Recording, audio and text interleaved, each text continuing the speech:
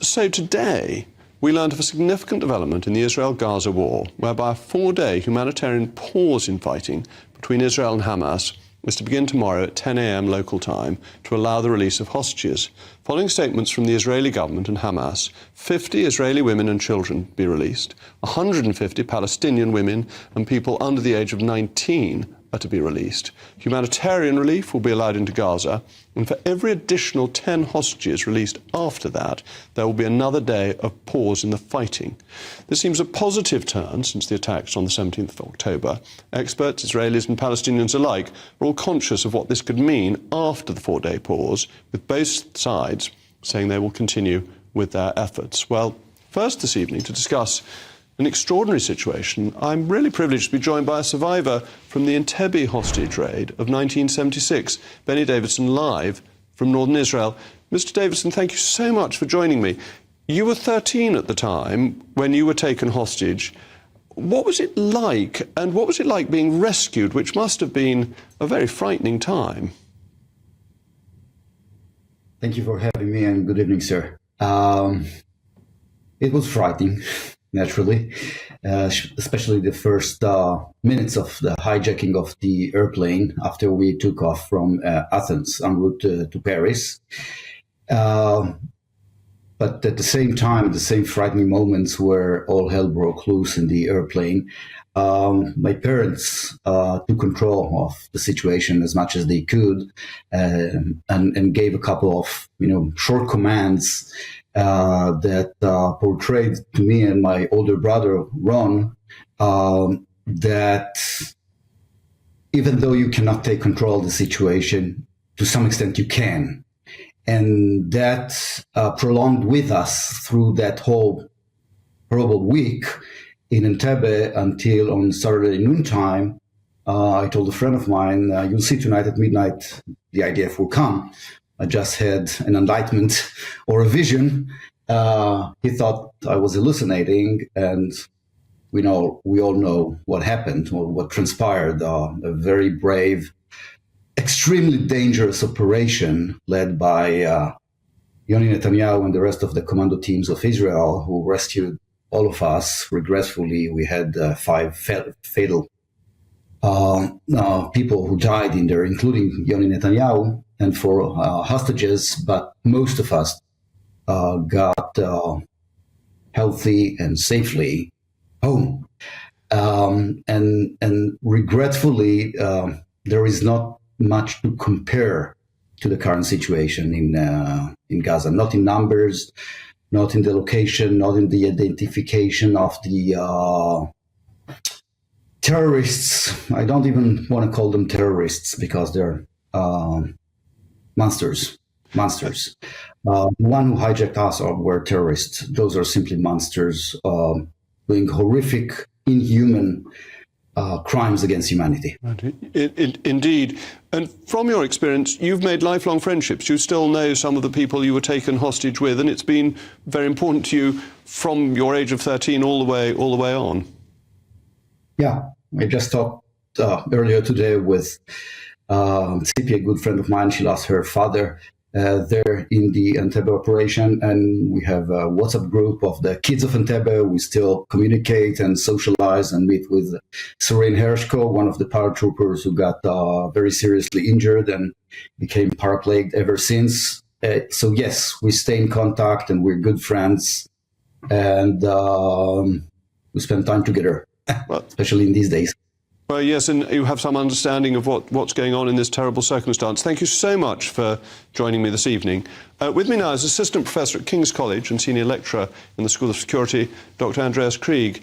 Thank you so much for coming in. What do you think this means? Is it likely to turn into a longer ceasefire? What are the grounds for optimism, if any?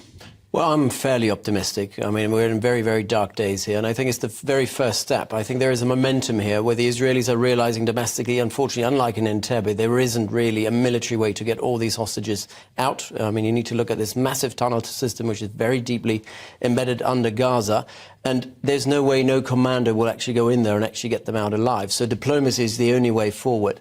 And I think it's a deal that obviously drip by drip, Hamas will demand more ceasefire pauses, and in return they will give up some of their hostages. I think it's a good way of building trust between both sides. I think the Qataris have made amazing progress in that respect in kind of bringing the two sides together.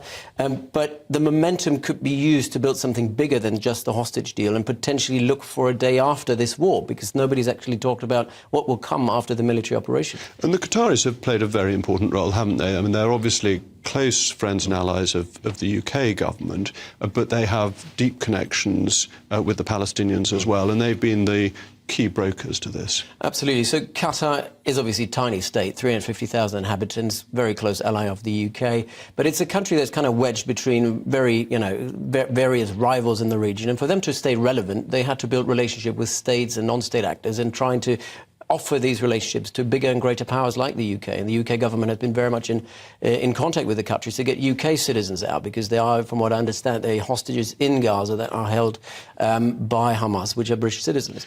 And Qatar has these relationships. They can speak to Iran, they're speaking to Hamas, they're speaking to Hezbollah.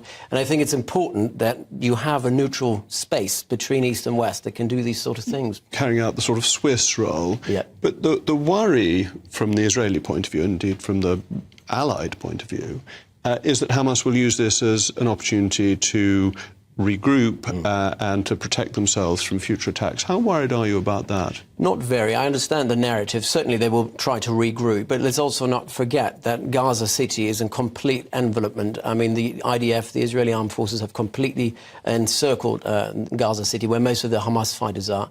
There's no way for Hamas fighters to get out. The idea that they would now rearm or build new arms or get resupplies is just not going to happen, because there's no way in, no way out, and the Israelis have very much full control over that.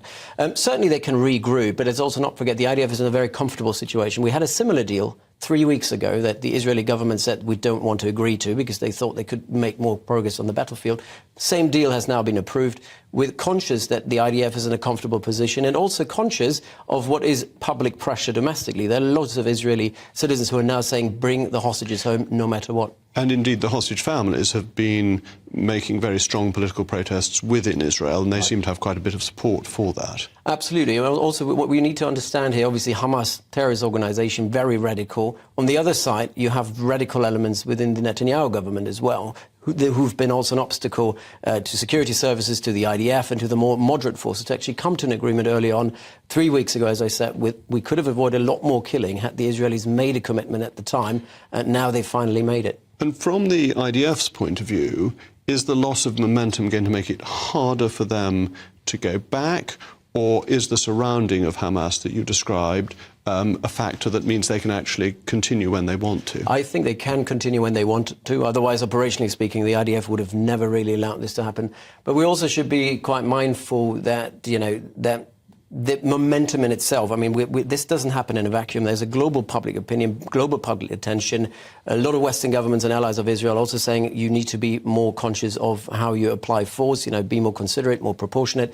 And so there's a momentum building as well as we kind of decelerate this war, that with these pauses, potentially the IDF will kind of get into a phase where people are saying, actually, maybe you can't win this war militarily. Maybe there is a way to move forward through diplomacy. And therefore this is potentially a small start. It's Yes. not the end, but we hope the cloud no bigger than a man's hand. Absolutely.